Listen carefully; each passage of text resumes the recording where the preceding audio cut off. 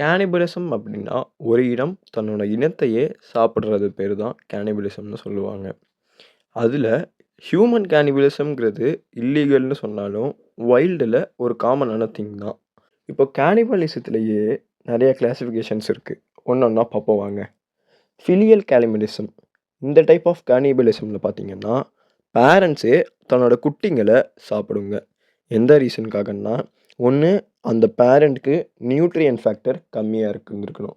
இல்லன்னா, அந்த சிக் அன்ஹெல்த்தியா இருந்திருக்கணும். இந்த டைப் ஆஃப் பிஹேவியர் வந்து மோஸ்ட்டா ஆஃப்ரிக்கன் லயன்லயும், யூரோப்பியன் ஹாம்ஸ்டர்லயும் தான் நடக்கும். அடுத்து sexual cannibalism.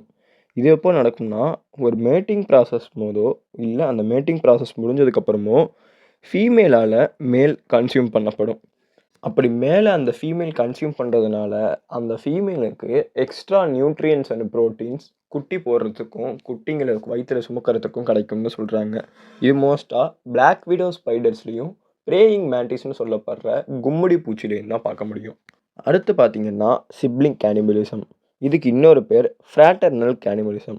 Some insects, amphibians, spider, fishes இந்த மாரி உயிரினங்கள்ல நம்ம இந்த கேனிபலிசத்த பார்க்கலாம்.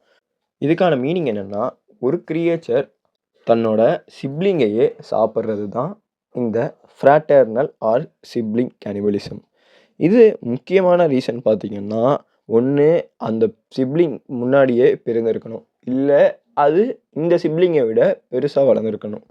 அடுத்து இன்ட்ரியோடெரைன் கேனிபலிசம். இந்த டைப் ப்ரீவியஸ் ஒன் மாதிரி தான்.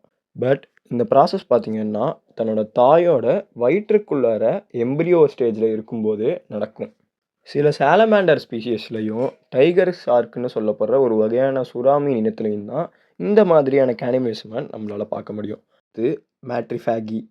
கேனிபலிசம்னாலே கொடூரமானது தான். அதுல இது ரொம்பவும் கொடூரமானது. பிகாஸ் யங் ஒன்ஸ் நியூட்ரியன்ட் பர்ப்பஸ்க்காக தன்னோட சொந்த தாயையே சாப்பிடும்னு சொல்றாங்க.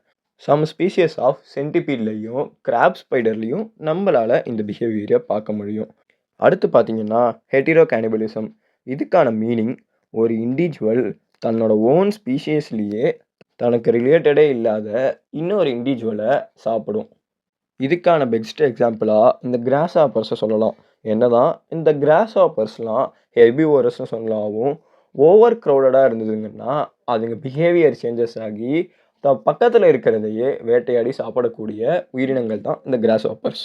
அடுத்து நெக்ரோ கேனிபலிசம். இதுக்கான மீனிங் ஒரு ஸ்பீஷியஸ்ல இருக்கிற ஒரு இண்டிவிஜுவல் தன்னோட ஓன் ஸ்பீஷியஸோட சடலத்த சாப்பிடுறது தான் இந்த நெக்ரோ கேனிபலிசம்.